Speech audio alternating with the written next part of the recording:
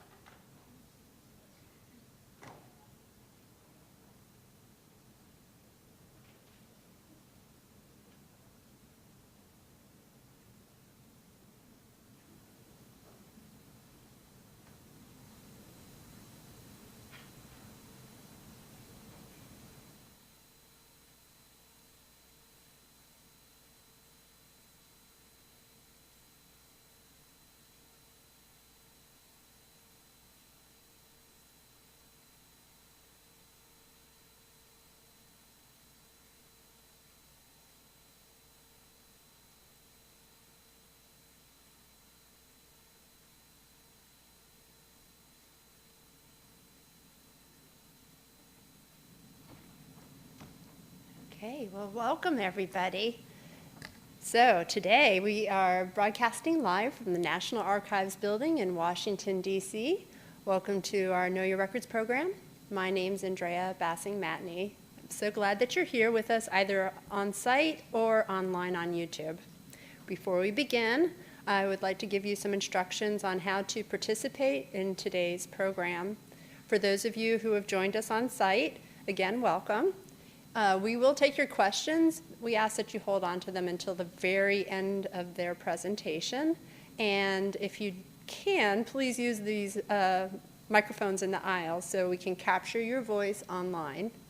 So for those of you who are watching online, you too can ask questions. We'll need you to log into the chat feature of this YouTube channel and type your questions in. I will then ask the presenters your questions, again, at the end of their session. You'll also find two hot links. One will take you to their presentation slides and the other to our live captioning.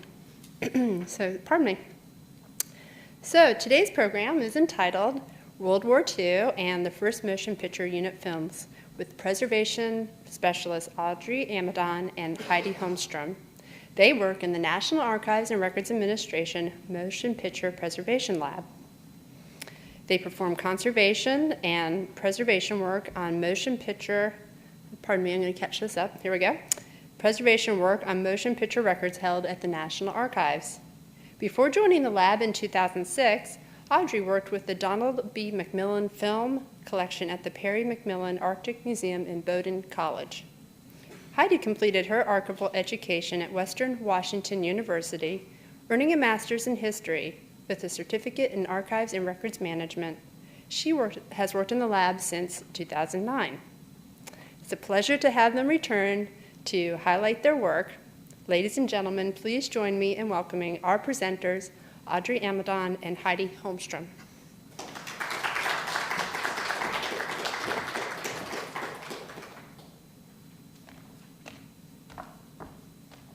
Hi, thank you. So today, Heidi and I will be sharing with you some films of the Army Air Force's First Motion Picture Unit. The First Motion Picture Unit made hundreds of films during World War II, and we're only touching on a handful today.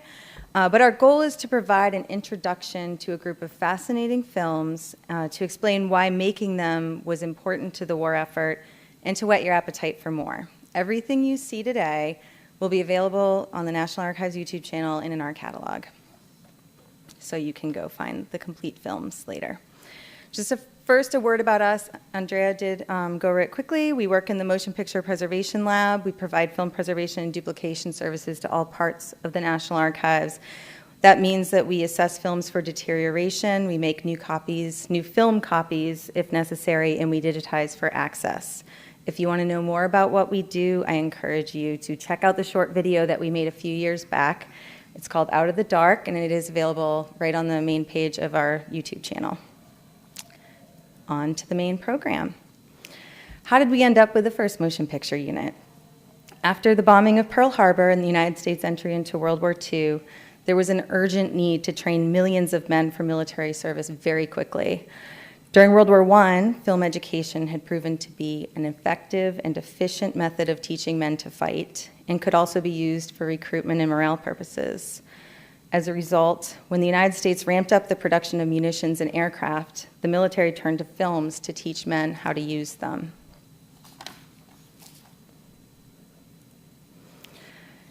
In order to meet demand, in March of 1942, the commander of the Army Air Forces, General Hap Arnold, devised a plan with Jack Warner of Warner Brothers Studios to create a separate filmmaking unit for the Army Air Forces. So remember, at the time, at the start of the war, the Air Force was only a branch of the Army, and so therefore it depended on the Army Signal Corps for all of its filmmaking needs. General Arnold believed that the Army Air Forces needed their own filmmaking unit in order to accommodate the specific needs of the branch and to promote itself as a distinct unit. So the idea of the First Motion Picture Unit was born. Over 3 years, the First Motion Picture Unit would produce several hundred films and recruited members from the ranks of Hollywood studios, most notably stars such as Ronald Reagan, Bill Holden, and Clark Gable, whose films you'll be seeing today. While the First Motion Picture Unit was being stood up, the Army Air Forces contracted with Warner Brothers to make several films to serve their immediate needs. At the top of the list was Winning Your Wings, a recruitment film for the general public that would fill 100,000 open slots and recruit airmen to fly the tens of thousands of planes that were rolling off assembly lines. Lieutenant James Stewart, you probably all recognize him, was the perfect actor to star in the short film. Stewart was a licensed pilot and had enlisted in the Army Air Corps in early 1941. The lanky actor was rejected for being underweight, but is said to have eaten spaghetti every day in order to make weight and serve his country. Stewart enlisted as a private and made full colonel by the end of the war. During his first years of service, Stewart struggled to be assigned to combat duty. He was understandably peeved when he received orders to make Winning Your Wings. But after writer Owen Crump explained the film's importance to him, Stewart quickly got on board. Winning Your Wings was so successful that it resulted in 150,000 new recruits. Our first clip today is from the opening of Winning Your Wings, where we see Lieutenant James Stewart in all of his folksy glory.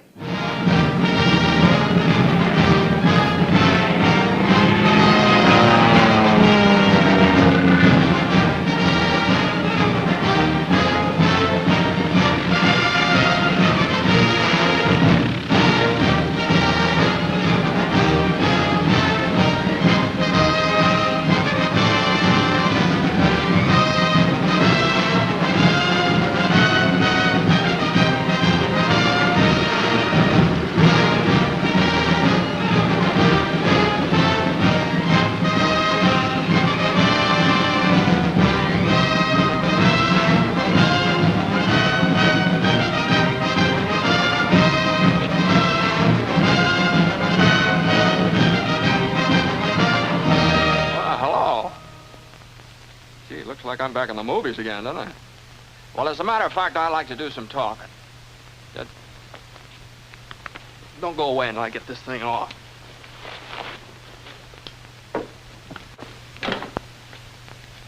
Now, it isn't as if it was a chore for me to talk to you because I want to speak on my favorite subject, the Army Air Forces.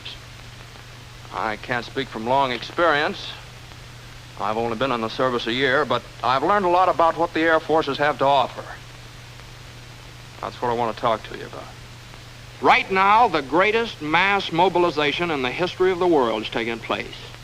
Men from cities, towns, farms, married men and single men, brothers, sweethearts, husbands, fathers and sons, businessmen and workers from the factories, and students from colleges and high schools all over America. They're mobilizing, joining up, or having their numbers pulled out of a fishbowl.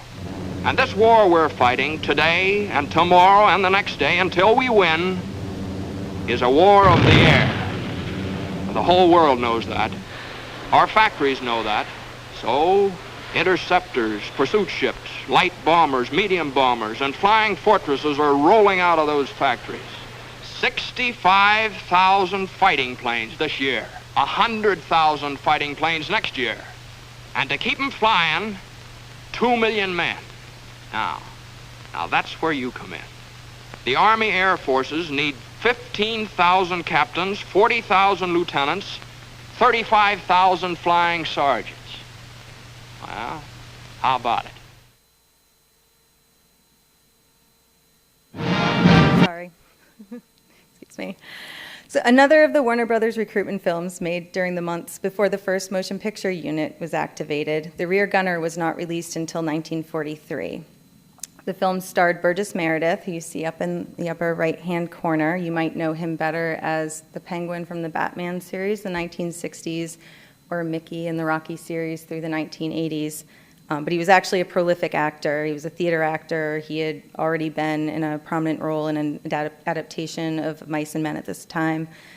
And of course, Ronald Reagan down in the bottom right-hand corner.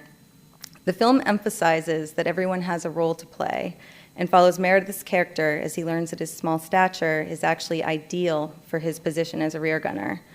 Many of those who worked on the rear gunner ended up with significant positions in the first motion picture unit. Ronald Reagan quite famously served as the first motion picture unit's chief personnel officer. In July of 1942, The first motion picture unit began production at the old Vitagraph Studios in Hollywood, which was owned by Warner Brothers. The unit was mostly staffed by Hollywood veterans, writers, producers, technicians, and actors. As you can see in this still, the unit operated like any Hollywood studio with one notable difference. All of its members were in uniform. The first home of the unit turned out to be a bit too run down for their purposes, so in September they moved to Hal Roach Studios. Hal Roach had joined the Army Signal Corps, leaving his studio idle and available for the Army Air Forces to lease. Roach was a legendary comedy producer of the silent era and was responsible for the Our Gang series and numerous Laurel and Hardy comedies. So by March of 1943, the first motion picture unit released their first film that was made entirely by the unit, Learn and Live, which showed pilots examining their mistakes in the afterlife. And this is kind of important, too, that we aren't going into too much today, but in addition to the slick training and recruitment films, the first motion picture unit was also responsible for training and overseeing combat camera units for the Army Air Forces. Footage that was shot by the combat cameramen was incorporated into the unit's films and also used for intelligence purposes. They had a very important job, and they were on the front lines. This next extended clip is from a film that the first motion picture unit made about itself. The complete film is 20 minutes and can be found on our YouTube channel. We'll be showing you about 6 minutes today. Shoot, sorry. Well, the big day finally.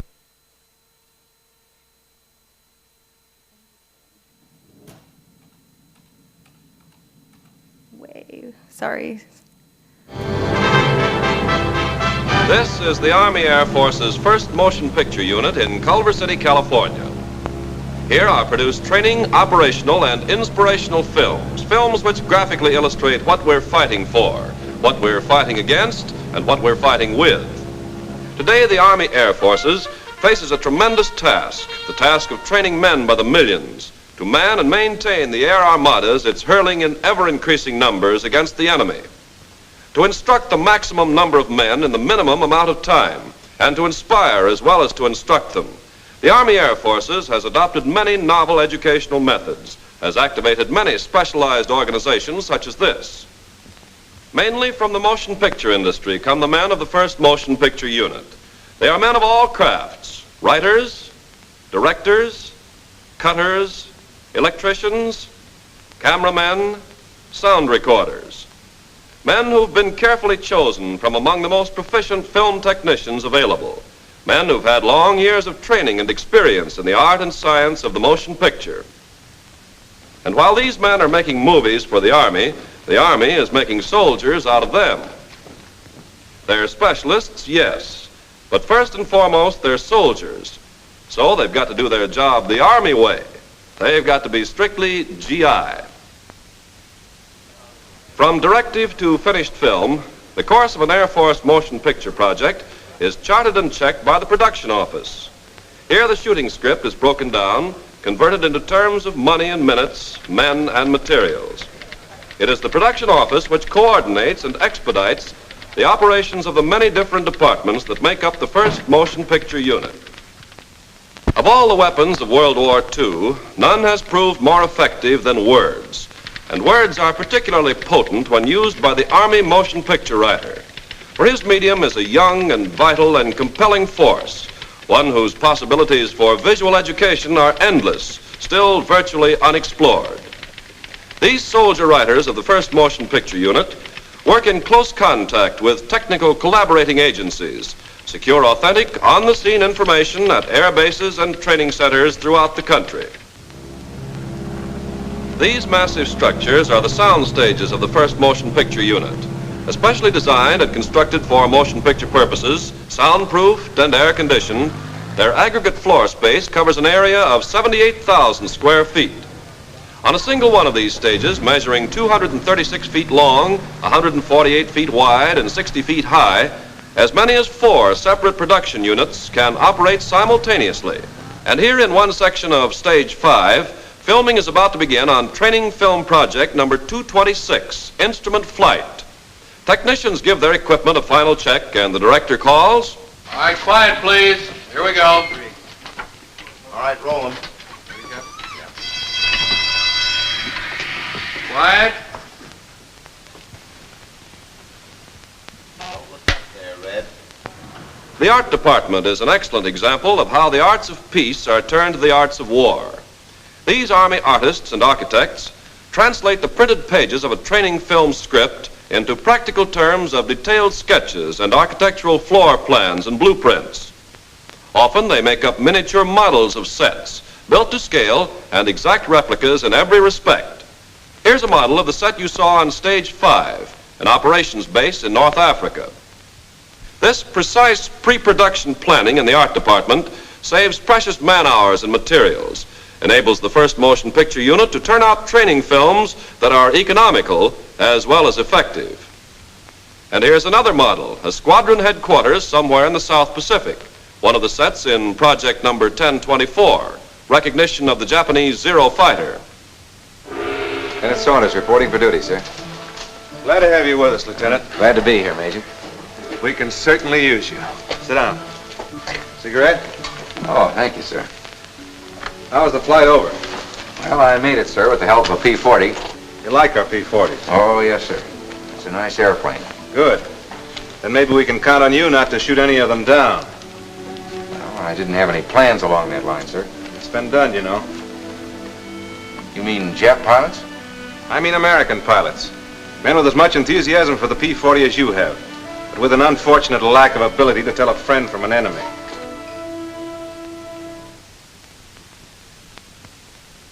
Here, members of a bomber crew are being made up for crash scenes in training film project number 1010, emergency care of air crew casualties. First, the makeup expert applies a foundation of heavy grease paint. Then, with liquid latex, collodion, and other chemicals, and a few deft strokes of his blending brush, he makes them look like this on the screen.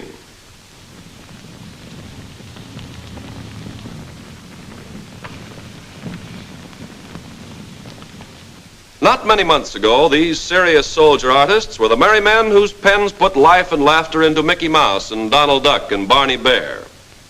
Today, they've turned their talents to technical things, things like thrust and torque, the trajectory of a bomb, the inner workings of intricate flight instruments, things which the student airman must know and which the animated sequence in a training film can best help to teach him. Complex operations or minute mechanical details that the camera cannot capture in actuality are graphically and authentically illustrated in the drawings of these artists.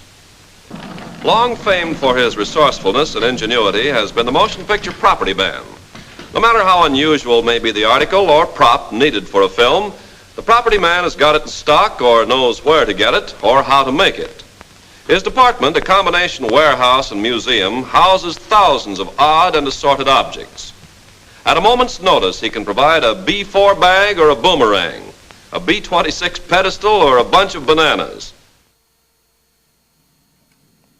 In the clip you just watched, you heard the types of films produced by the 1st Motion Picture Unit described as instructional, operational, and inspirational. But above everything, the films were practical, addressing specific needs of the Army Air Forces.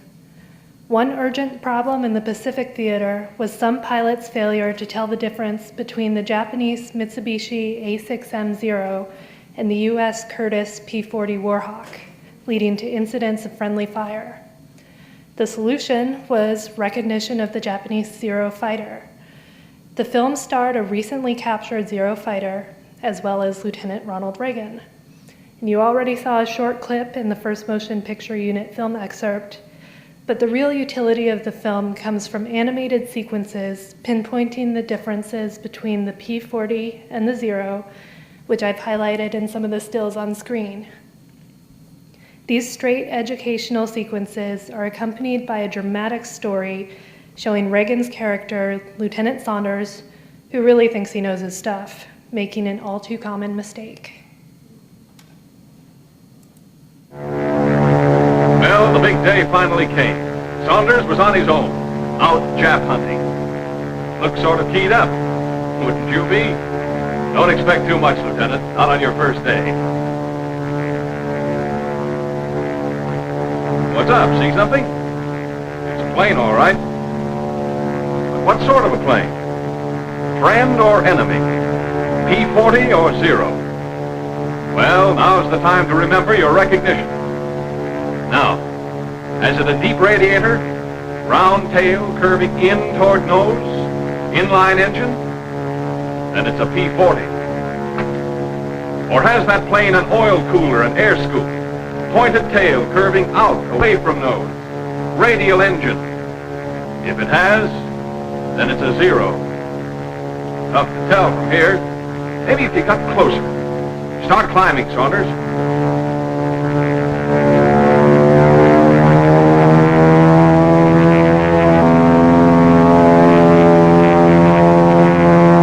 Take another look. Hold it, Saunders. Make sure.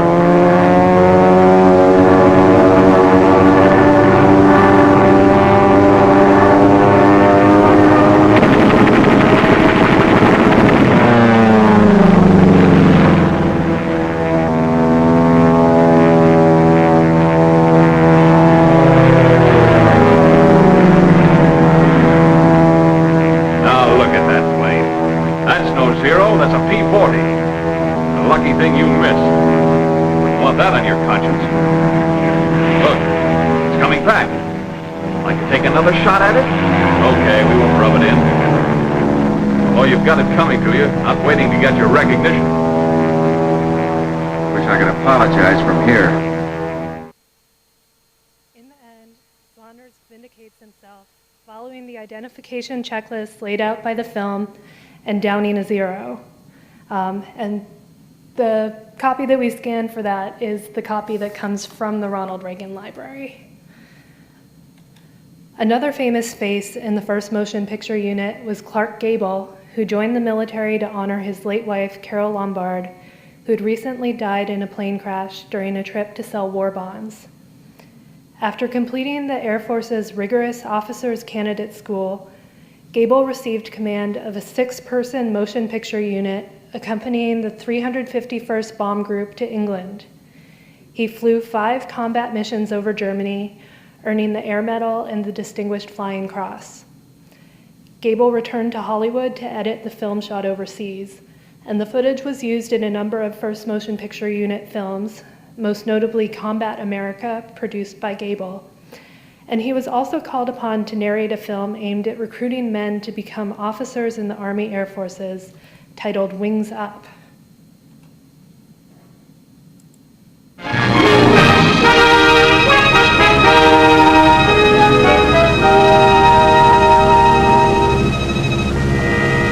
One flying fortress, late of Seattle, now visiting in the Pacific. Pretty, isn't it? It's been flying for 3,000 miles. Unfortunately, it's lost. It's this man's fault. His nerve is gone. Everything he's been taught has left him.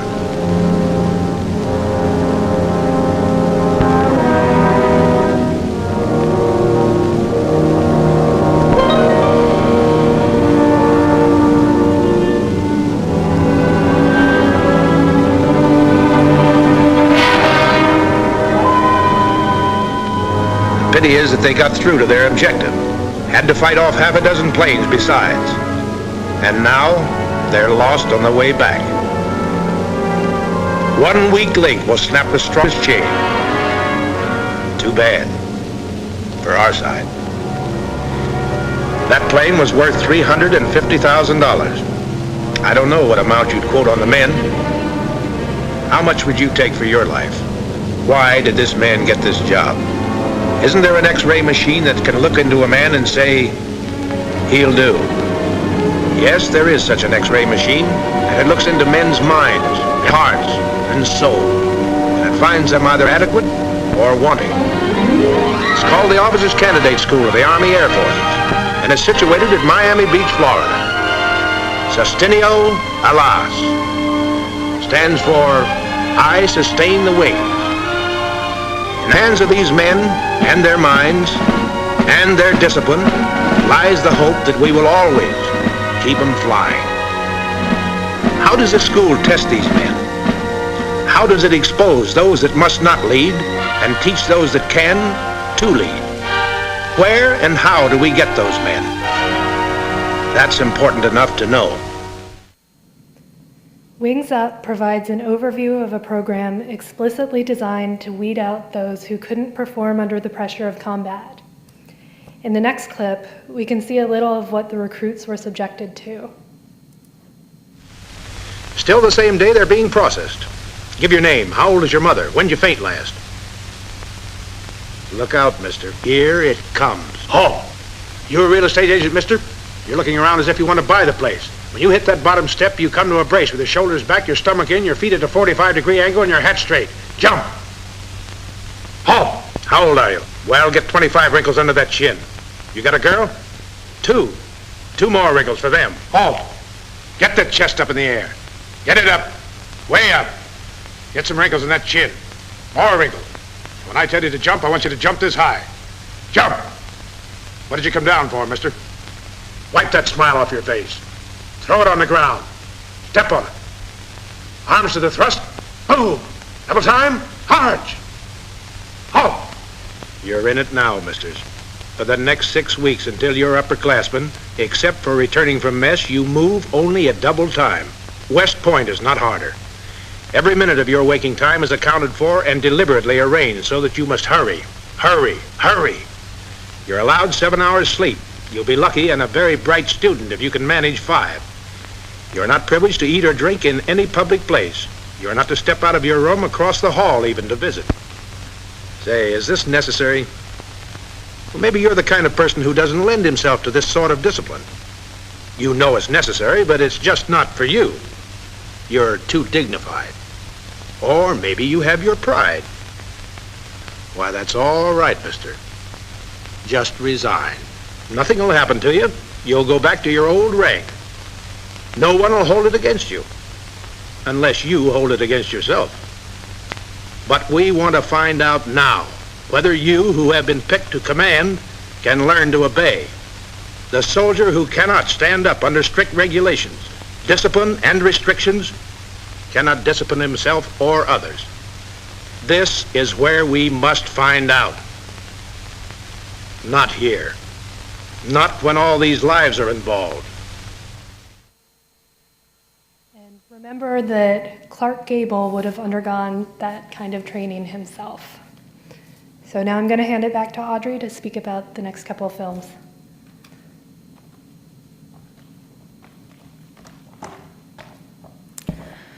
The next 2 films feature 2 parts of the same process, gathering and analyzing aerial photographic intelligence. You'll also notice they don't have very interesting titles. Most of these films do not have interesting titles because they were not made for the general public. They were made for internal use, so they tell us exactly what they are.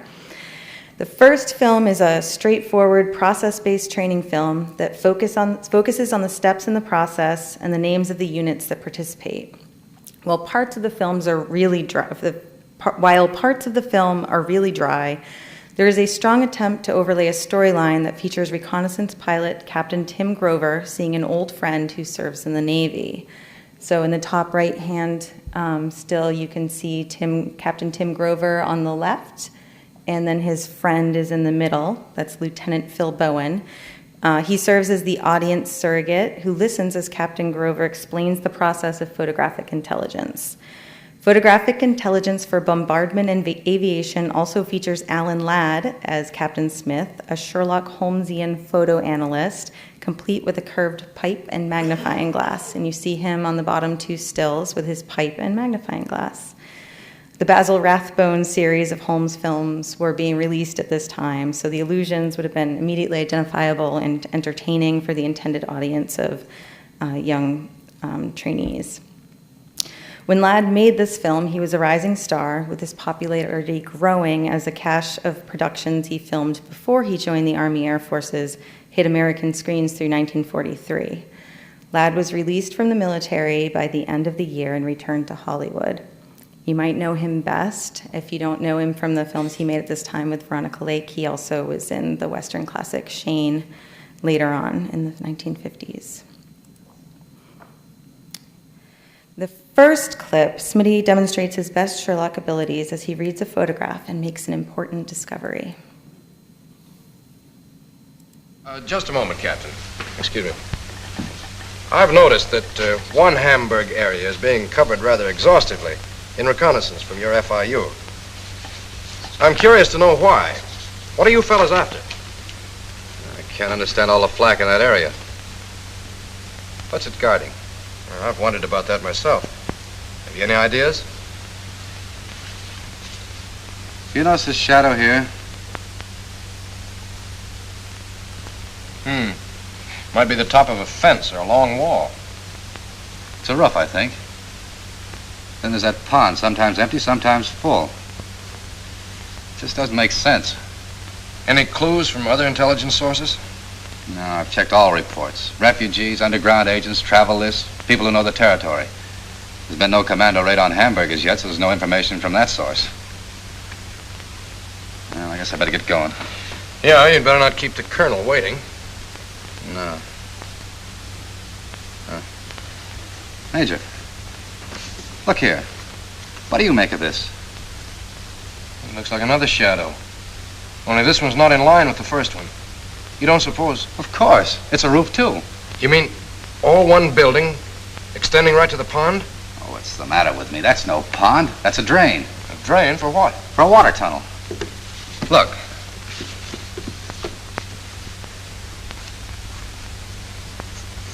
Here's the building. Here's the drain. And the building's shaped like this, long and narrow. I can see the other edge of the roof now, under camouflage. What sort of a building do you think it is? Testing basin. For submarines? That's right. Captain Smith.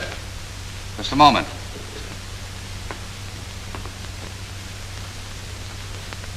I've been waiting for you in Navy. I'm sorry, sir. Sir, it looks as though Captain Smith had got onto one of the vital plants we've been after. He has, eh? What's that? A testing basin for submarines. Same principle as a wind tunnel for aircraft. Under that camouflage. A submarine testing plant that far from the harbor? Put there on purpose to escape detection. We never even thought of looking so far inland. They manufacture important new parts here, and then test them on a submarine right in that basin. Well, Captain, I guess I'll have to forgive you for keeping me waiting. I should have figured it out long ago. I see it all now. As if there were no camouflage there at all.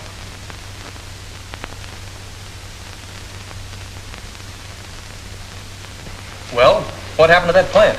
Impatient, Cuss. I've been waterlogged long enough. Come on, give out. Did they get it? They blow it to hell and gone.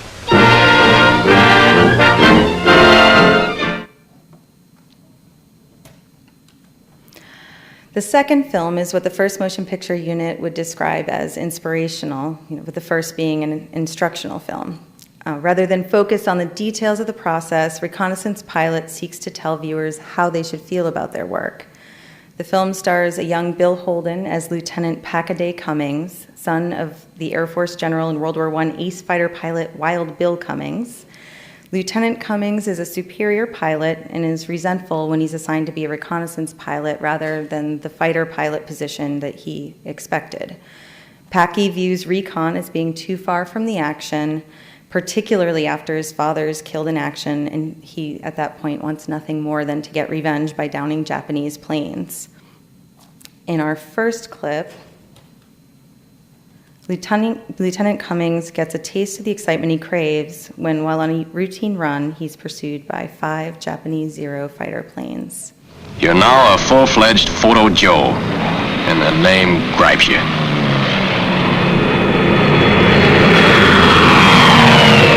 You're fed up to the ears, but there's nothing you can do about it. You do your job as well as you can and keep your beefs to yourself. And you fly that F-5 on mission after mission. You fly the milk run to Kauai. You photograph jungles and beaches. But a tree's a tree and a strip of sand is a beach, and from 5 miles up they all look alike. The war seems far away. You realize that men are fighting and dying in those pictures you get, but it seems as remote to you as if you read about it in the newspaper. More months pass. Today you're headed back for the Kauai Airdrome. You've photographed it so many times you know it like the palm of your hand. But you've never seen an airplane there. As far as you're concerned, the Kauai run is still a waste of time. You're knocking it off at 350 miles an hour at 28,000 feet, and you're getting close to Kauai. Then you see trouble. A nip patrol of 5 Zeros. You drop your belly tanks. They don't want you to photograph that airdrome. Why?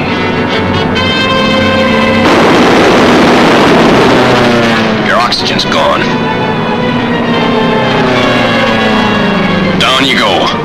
Without oxygen, you can only stay conscious for 30 seconds at that altitude. Your heart hammers and you fight to keep from blacking out. You're out of range. You've still got a job to do. Photograph that airdrome below you. You get set for your camera run and head in. They're putting up everything they've got. Your cameras are running. Then you look down. And there's nothing there. You can't figure it out.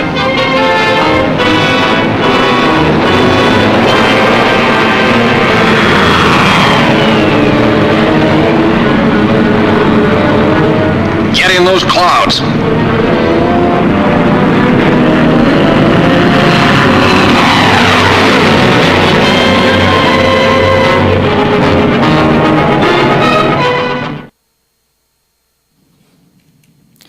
The exciting scene concludes with Lieutenant Cummings evading the Japanese planes and forcing one to crash into the water, a feat that fills him with pride, but also gets him grounded. As we will see, Packy learns that his role as a recon pilot and his determination to complete his mission despite being under attack actually resulted in the downing and 200 downed planes. Well, it came out all right. The destruction of that Jap air fleet taught you your lesson. Because now you know that more and better aerial pictures will end this war just that much sooner.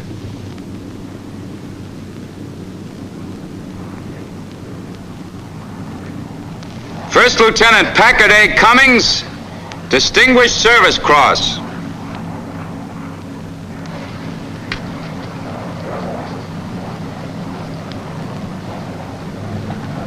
Congratulations, Lieutenant Cummings. Thank you, sir. You can say, and rightly so, that you were responsible for the destruction of 200 enemy aircraft. Your father would have been very proud of you. Yes, sir. You know now that our Photo Joe is a big man in this scrap. You've been on 52 missions. Now they're gonna send you home to instruct. Think of the yarns you can spill to your kids. Because, brother, you've been to war. She wants to know what it was like. You'll tell her someday. But right now, you don't feel like talking. Wasn't so bad. Wasn't bad at all. Of course, we had to do without this.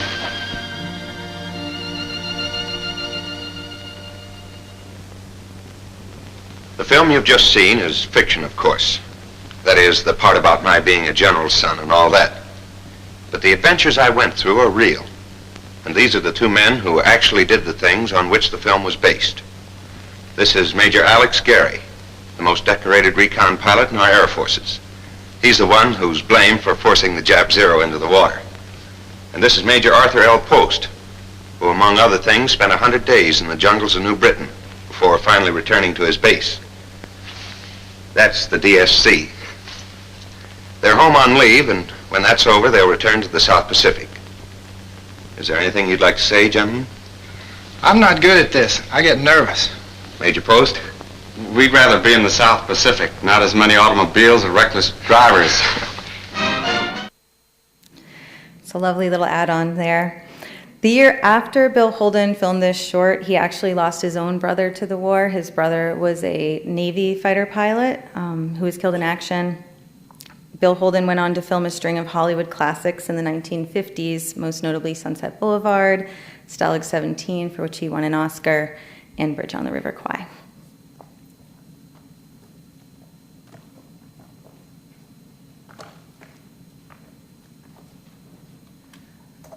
The first motion picture unit also recognized the power of animation in making entertaining training films. Trigger Joe is a character introduced in the animated film Position Firing.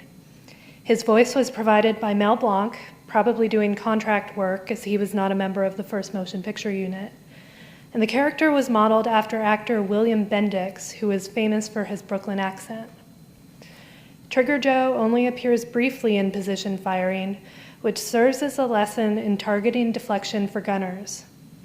From the stills on screen, you can see that much of the film is a geometry lesson, training the gunner to anticipate the position of an enemy fighter and accurately target it using deflection based on the radius of his ring sight. In the following clip, we see Trigger Joe put this training to work. Remember these 3 points. Shoot only when he is attacking you and in range.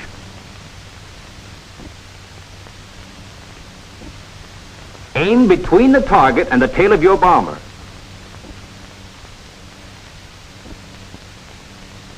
Estimate the approach angle and apply the correct deflection. That's the story. Think you can do it?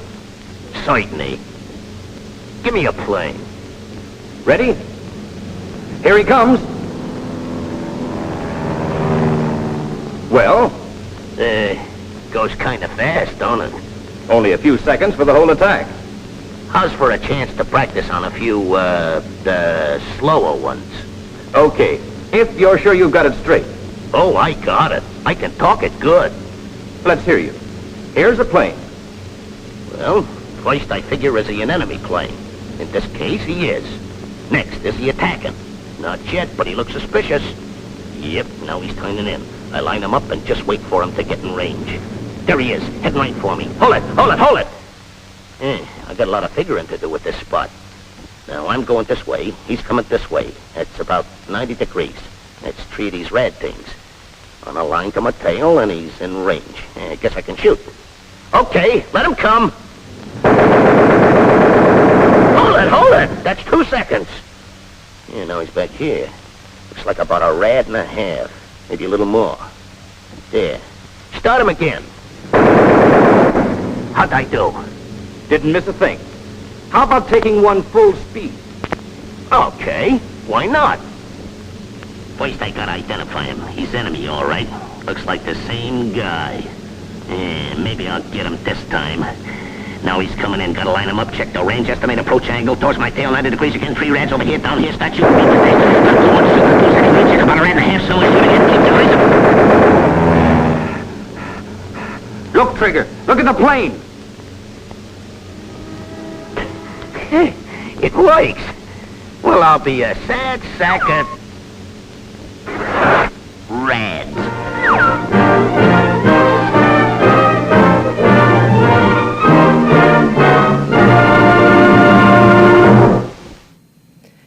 Trigger Joe was very popular and effective.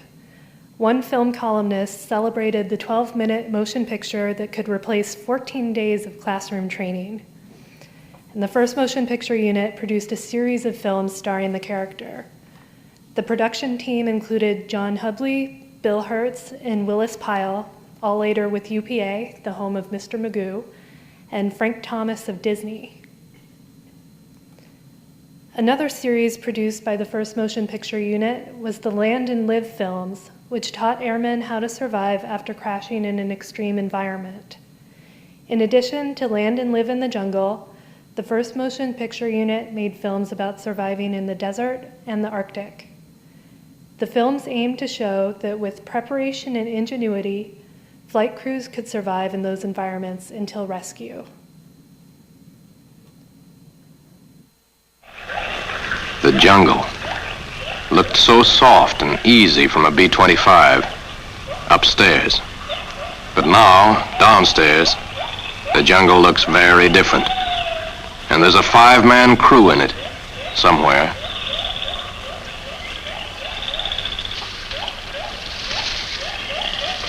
This is Sergeant Mel Ford, the gunner. Just a kid who used to work in a flour mill in Spokane, Washington, and never spent a day in the woods in his life. Since all of them but the pilot bailed out together, there's a good chance of being heard if he yells. Hello there! Hello! Hello! No answer. Not at first. But a little later, he hears somebody else yelling. Hey, Mel! And then he sees him. The navigator, Lieutenant Pat McVeigh. A steady, dependable guy who'd been a high school football coach before the war. A good man to have around in an emergency. Hello there, sir. Hi.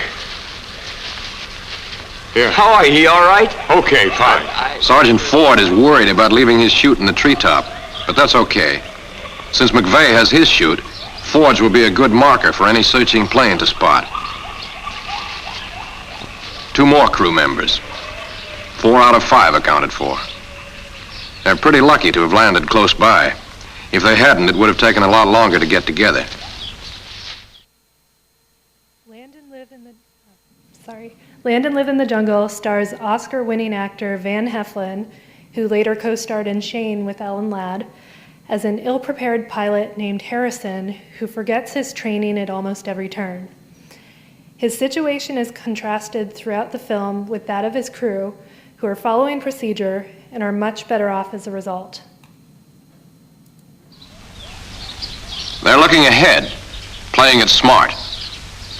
And while they're eating, 10 miles away, Harrison is standing and drooling. He drools for minutes before the light dawns. Anything a monkey will eat is good for a man. A simple jungle rule it took him 2 days to get. He's so busy stuffing himself, he doesn't see trouble coming. Storm clouds. The crew sees them, though, as they're picking their way down the shallow stream, one of the fastest and easiest ways to travel in the jungle, if you can't find a trail. They don't waste any time getting to high ground. In the tropics, rain comes swiftly and heavily, and streams may flood in a flash. If it looks like rain, no time should be lost in providing shelter. You can build a lean-to in a hurry. It should be set up with the wind at the rear, and the slanting poles should be fixed against a firm base. A heavy log will do. For a floor, branches covered with sleeping bags. You can cover your lean-to with a parachute, but since it isn't completely waterproof, you should cover the parachute with leaves. Banana leaves are best if you can find them. Start at the bottom and work up, the way a house is shingled, so the rain will run off easily.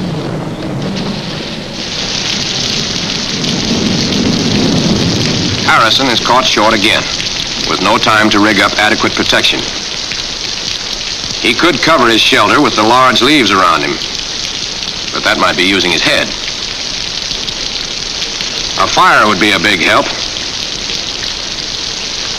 You'd think he'd know enough to strip the wet bark from his wood, or to whittle some dry shavings. Naturally, his fire is a great success.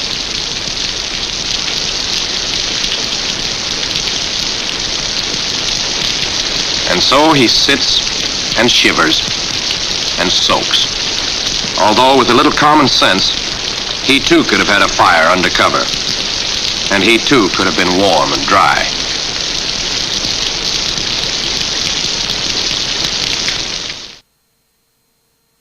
After the crew has located the plane, with the help of a local village, they ultimately rescue Harrison, who by that point has contracted malaria.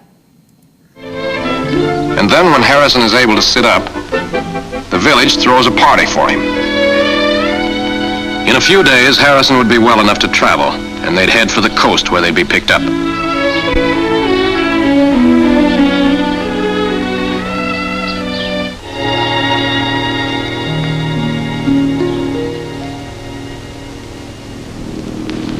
Well, that's it. That's the works. Now, you've seen the jungle both ways. It can be tough, or it can be easy. Tough if you don't know what you're doing and you haven't got your equipment. And a lot easier if you follow the book. Now, you can live in the jungle, even alone, and like it. But you've got to be prepared for it, and you can't be afraid. There's only one answer to fear: knowledge. So if you do land in the jungle, then land and live.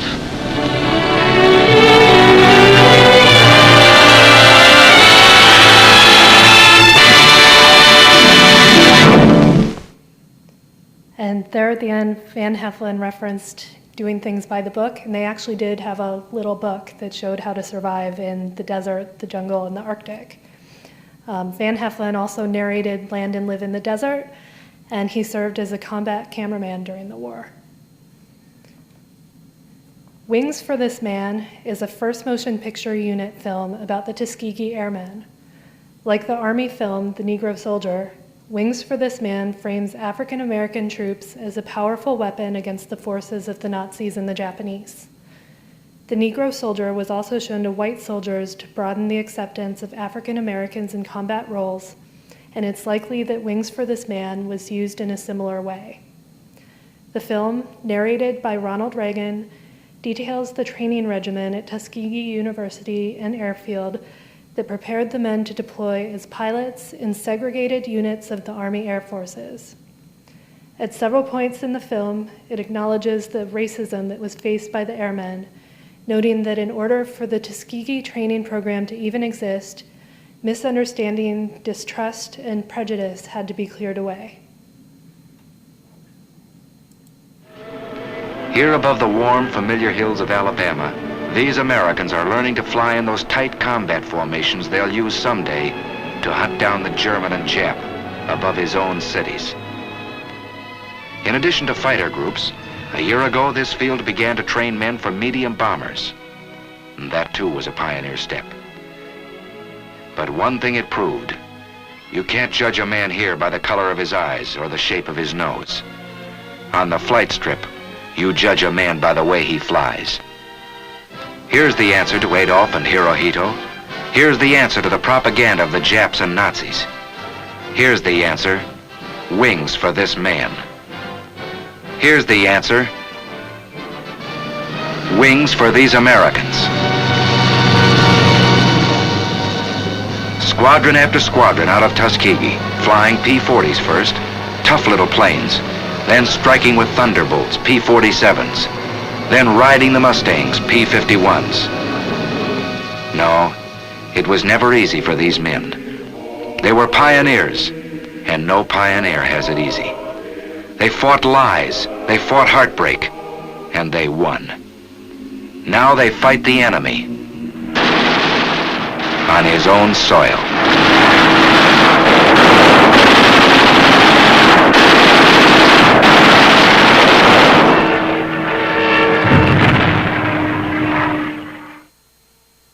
And that was some of the combat footage that would have been captured by units trained by the 1st Motion Picture Unit.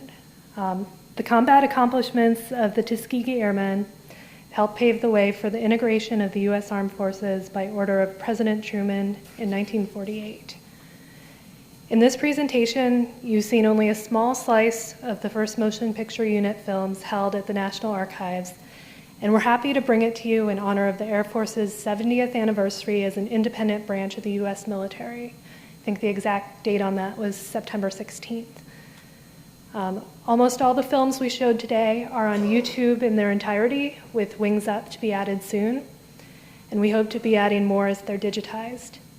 You can also visit the Motion Picture and Recorded Sound Research Room at our facility in College Park to view the films. If we have a reference copy, you can view it that day. If there's not yet a reference copy existing, it will be scanned by the lab and then made available as a digital file in the research room. If you're interested in reading more about the 1st Motion Picture Unit, here are some articles we relied on in our research. Doug Cunningham is working on a book about the unit, and Mark Betancourt's article is very engaging and informative, and it's available online currently. There's also a documentary called Hollywood Commandos that was made in 1997 that's a really good overview of the unit. Our presentation is going to be available online, so you don't need to write down the link right now. You can come and find it and get all this information off of there. Here are the addresses for the National Archives Unwritten Record blog and our YouTube channel, where you can find more information about the films, both military and civilian, that are held at the National Archives. And now I think we have some time for questions. Thank you so much. Let's come up here since I'm mobile. That was so informative and interesting. I'd invite anybody who's in our audience. Let me come up here so I can get on camera. Anybody who is with us in the theater, if you have any questions for our presenters, think about it. We ask that you use the microphone, or maybe we can repeat the question. So in the meanwhile, I do have a question that came from our online audience, and it kind of captured my imagination. He asked, did the first motion picture unit have a unit emblem or patch? Actually, they did. It is viewable on the Wikipedia page for the first motion picture unit. It's actually a little cartoon or a little thing that looks like it was done by a Disney animator, because it looks kind of like Dopey from Snow White and the Seven Dwarfs. And he's piloting a little fighter plane. I don't know if that was actually a patch, but it was an insignia that was adopted. And they also had a really great motto. It was, "We kill 'em with film." Thank you. I'm impressed you had an answer for that right away. Very good. Let me see if we have any more from our online audience. Anybody here would like to ask a question? Go ahead if you don't mind repeating. I just wondered if there was any classified information that is still classified. So the question was, were there any films, I guess, where it would still be classified? My understanding, I'm not an expert in classification of information, but my understanding is that almost anything from World War II at this point has been declassified. There would still be exceptions made for anything related to nuclear technology. I mean, at the time there were a lot of things that were classified because one of the things that they did was they had this full-scale model. There's a really great film that shows how this was all done, and that film was classified. They had a full-scale model of Japan that they then would make a film to prepare the pilots to go do their bombing runs. So they would have a little camera that would run over it to show them exactly where they needed to go. That's all declassified now. Great question.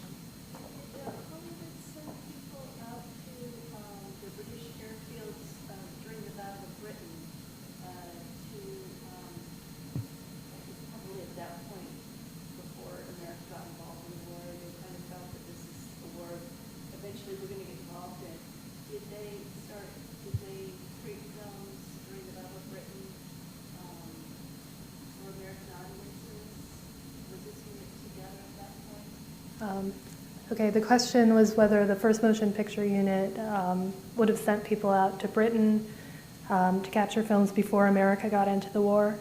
The first motion picture unit itself wouldn't have done that because it hadn't been formed yet, but many of the people who ultimately ended up in it, they may have worked as newsreel photographers or in other capacities where they would have been in Europe capturing that footage as news film. So it's very likely that there was some crossover there. If you're interested in military films about the Battle of Britain, there is part of the Why We Fight series. This is the Signal Corps, but part of the Why We Fight series produced by Frank Capra for the U.S. Army Signal Corps is the Battle of Britain. And that is also, the entire Why We Fight series is available on our YouTube channel if you'd like to view them.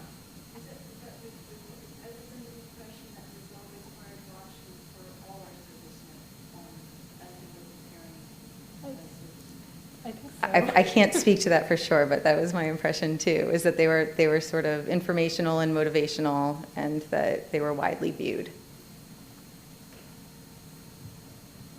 Okay, we just got a rather broad question. Let's see how you can do. He says off topic, but how much combat footage is available from World War II, and is it indexed by date, location, or unit? So there's a whole series that would be 111 ADC. That's the first one I can think of. That would be Signal Corps, though. RG 111 is Signal Corps. What else? I'm not the right person to ask for this for sure. But 111 ADC, they're all described. You can look for all of those descriptions are available in our catalog, and it's combat footage, but it's also just everything that they were filming. It's the raw footage for everything that the Signal Corps was filming. Yeah, in each branch of the military, their films would have ended up in a different record group. So I think the Marine Corps is in record group 428. So that's the, or, yeah, but 428 is Navy, right? Yes, 26 is the, okay. That's Coast Guard.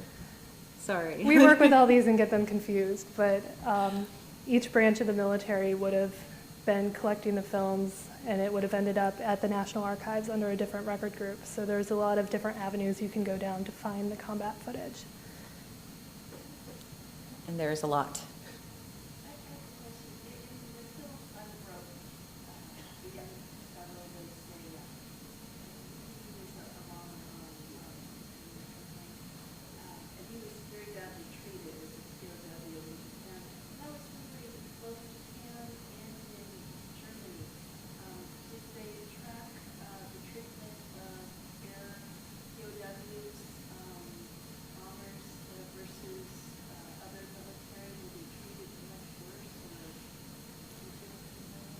That is really far outside the scope of, I'm sorry, that was a question about the treatment of POWs in the United States versus POWs in Japan or Germany.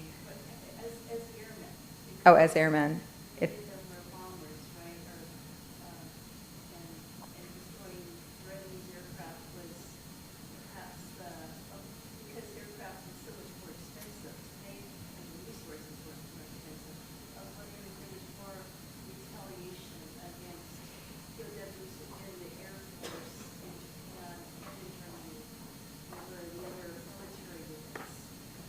It's a really good question that I do not know the answer to. I'm sorry.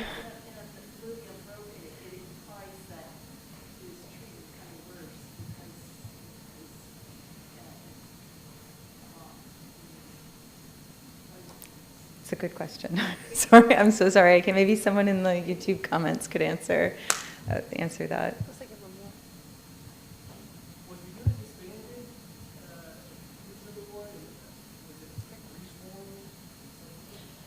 Well, we certainly, so the first motion picture unit, the way that it was, didn't exist after the war because Hal Roach came back.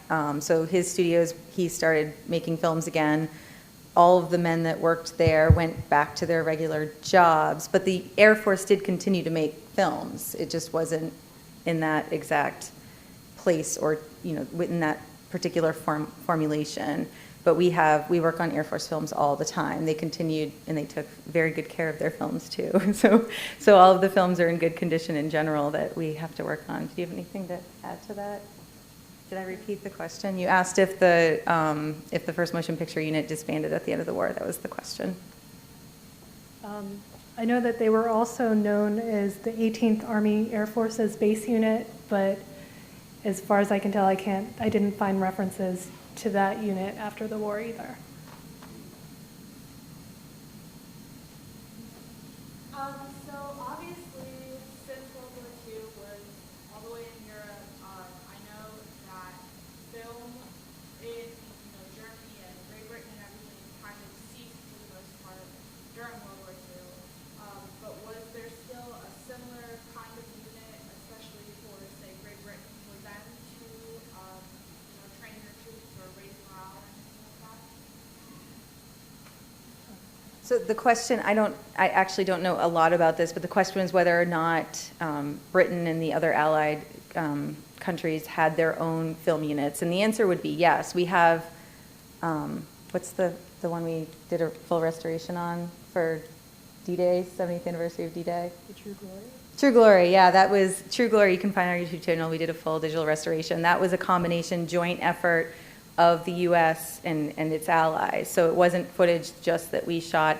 And also, kind of famously, the footage from D-Day, we lost ours. So most of the footage from D-Day is actually not footage that we shot. It's that we got copies from our allies. So they did have their own. It was really important to both document and, as you said, for training purposes and morale purposes. Okay. Is there any? Oh, sorry. sorry. What do you think a technology that was developed maybe during World War II for photography do you think was most important, if there was one? Hard question. Do you have an answer? I'm not sure what the most important would be, the question. Yeah, they developed a lot of gun cameras that would fire, or they would shoot in sync with the guns on the airplanes. That's the only piece of technology that I can remember reading about in my research. But the first motion picture unit really they innovated with how to use the techniques of movie making in order to meet the needs of a military organization in a very entertaining and effective way. And that's kind of the biggest innovation of the first motion picture unit.